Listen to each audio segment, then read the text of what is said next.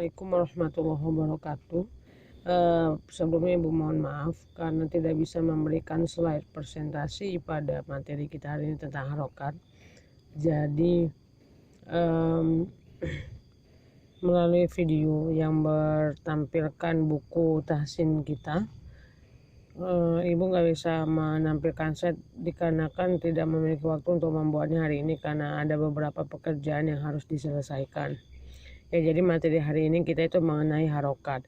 Nanti di dalam harokat itu mengatur gimana membunyikan huruf sesuai barisnya dan panjang pendeknya huruf harokat ya. Jadi yang pertama, harokat itu adalah hal yang penting ya untuk kita membaca Quran. Supaya apa? Supaya tertib apa yang kita baca. Jadi kita harus menyempurnakan harokat. Ya, harus jelas dia mana A, mana I, dan mana U. Ya. Jadi ada 3 harokat ya. Yang pertama itu ada fathah, ada kasroh, sama dhamma. Kalau fathah itu biasanya yang baris atas. Kalau orang awam bilang itu baris atas. Ya, yang berbaris atas. Kalau kasroh yang berbaris bawah. Dan kalau dhamma itu yang berbaris, yang pengucapannya U. Ya. Yang pertama kita akan bahas yang huruf yang berharokat kasroh sifatnya.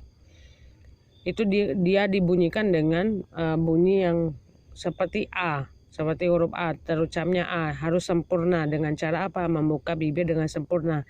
Jadi yang kita ucapkan itu bunyinya A dan tidak E, tidak juga O. Jadi dia harus A, kecuali pada huruf-huruf tebal. Pada huruf-huruf tebal seperti do, to, zo, ro itu tidak boleh miring ke A karena dia O kan gitu.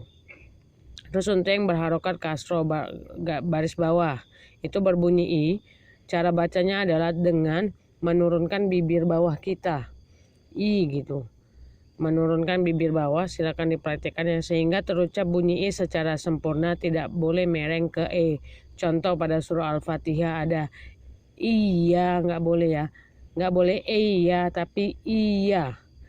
Jadi ada satu dua hal itu terbaca iya karena itu. Jadi karena pengucapan harokat kasrohnya tidak sesuai dengan prosedur. Jadi caranya adalah dengan merendahkan bibir ke bawah untuk pengucapan E. Sedangkan untuk yang berharokat dhamma yang seperti waw kecil di atas itu berbunyi U. Cara membacanya dengan membulatkan bibir kita. Jadi khusus untuk yang berharokat dhammah ini memang dia menggunakan bibir. Dia dibulatkan sehingga terucap huruf U secara sempurna, tidak boleh mereng ke O. Terus, kenapa penting harokat ini dipelajari? Yang pertama adalah supaya tidak merubah arti saat membaca. Kita tidak merubah arti. Yang kedua itu, jadi kenapa penting kita harus menyempurnakan harokat? Itu supaya tidak merubah arti. Ada 2 dia. Yang pertama, tidak merubah arti jika harokatnya salah. Itu secara penyebutan sifatnya, fathah, kasroh, sama dhamma, sama secara panjang pendeknya. Gitu. Ya, jadi kalau secara yang sifatnya itu, misal contoh itu ada Annallaha bari'um minal musyrikin wa rasuluh. Ya, itu artinya bahwa Allah dan Rasulnya berlepas diri dari orang-orang musyrik. Jadi kalau kita nggak tahu baris, ya nggak tahu mana fathah, mana kasroh, mana dhammah, kalau kita baca itu wa rasuli, ya itu nanti artinya adalah bahwa Allah berlepas diri dari orang-orang musyrik dan Rasulnya. Nah, ini yang salah kaprah dan berbahaya ya. Terus yang kedua, yatawaffal ladzina kafarul malaikah, ya. Itu ketika para malaikat menyambut nyawa orang-orang kafir. Tapi kalau yang kita itu kan malaikatu, kalau yang kita baca malaikatah artinya bisa berbeda. Ya, artinya di ketika orang-orang kafir mencabut nyawa para malaikat, kan itu luar biasa perubahannya kan. Dan itu sangat berbahaya. Jadi berhati-hati dalam membaca dan memahami sifat-sifat mana huruf fathah, mana yang dhammah, mana yang kasroh. Sedangkan untuk panjang pendek juga begitu. Saat kita menyebut ini, yang pertama kalimat kafuron.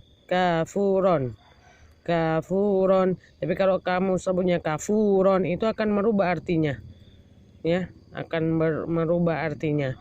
Terus